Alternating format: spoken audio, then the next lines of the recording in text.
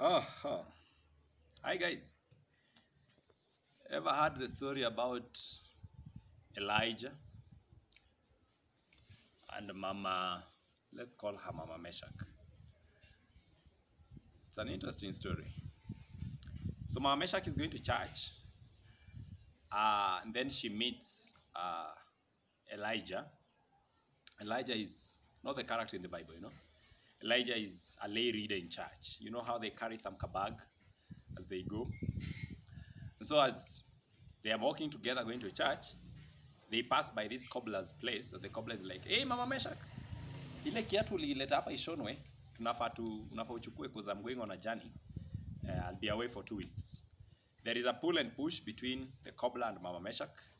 Eventually, Elijah is like, "Si uchukue tu kiatu nikuwekee kwa hii bagi yangu, tukirudi kutoka church utabeba." Na sawa. So Elijah takes the shoe, akaweka kwa kiatu. Kwa bag. Akaenda church. Fika church, Mama Meshach anakaa huku nyuma, Elijah and Leirida anakaa huko mbele. Then I was invited to preach. You know how I preach? Those of you have heard me preach vehemently, yeah? So I'm preaching about handing over and how you need to mentor. And I choose to talk about the story of Elijah and Elisha and how Elijah had mentored Elisha and prepared Elisha for his going. And then I get to the point where spirit ikafeel come to down, yani new grace, new anointing, and I'm like, Elijah is going, Elijah is going, I can see Elijah is going, Elijah is going. And Mama Meshach was sleeping in the congregation. She woke up and shouted, "Mwambie asiende na viatu zangu." That one aside anyway. Let's talk about something a little bit and slightly different from Mama Elijah going with the shoes. Mama Meshach crying that Elijah shouldn't go with her shoes. Let's talk about creation of free space for people who we regard as special. Recently, I was having a conversation with a HIV positive patient, where recently means like 2 or 3 days ago. And I was asking them, what is it they would desire that the society does? And genuinely says, we just need to create a free space.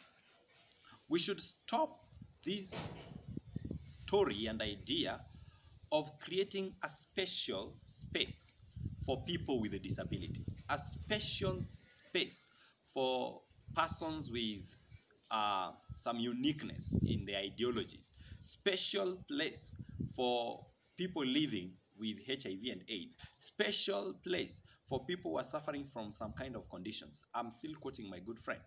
He thinks that we should just create a safe space and the normal space be made safe so that we don't need to have a special day to mark HIV and AIDS. All other days, we have these people living with us. All other days, we have HIV with us. All other days, we have the predisposing factors with us. Then all other days, we should converse about HIV and AIDS. And he talked to me as a teacher, and he told me, and I think this is what I want to tell teachers in schools, that could we create a normal space which is safe enough for our students who are living with HIV and AIDS. Let us just create a very normal space for them. Let them feel at home. Let us not be comfortable to guide and counsel with a student who is struggling academically under the tree, but when we have to guide and counsel with the students living with HIV and AIDS, we have to give them a special appointment, a special attention, and even a special space for them. I think eventually we are not doing well.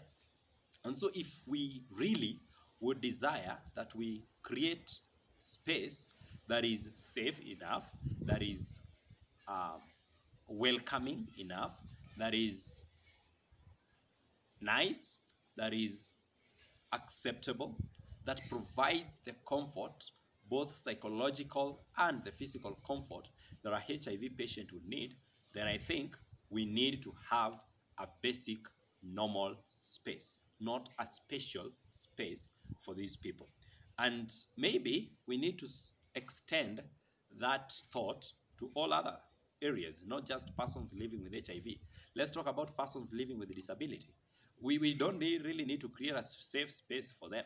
Let us create a normal space for them. I would want to even challenge the media people. When we have dual cast, dual news anchoring, Meshach and someone reading the news, then we have a small segment down there at the screen where someone is doing the sign language. What stops the sign language guy from actually being part of the main screen? The same way we can have two people in the newsroom, we could have me and the sign language guy just next to me there. And the camera is focusing on the both of us on the main screen. We don't have to create a small special space down there. We can just create a normal space. Media people can think about that. And the same applies even to churches. The same way I can preach in English and someone is interpreting here in Kiswahili very next to me, we can have the sign language guy right next to me doing the same when I'm preaching. And the same, of course, gets to apply and apply and apply, and so on and so forth. So that eventually we don't create some special safe space for people, we create a normal safe space for people. And I think that really matters, and it's really important. And so this one is special tag to my good friend Joe. Joe, this is for you.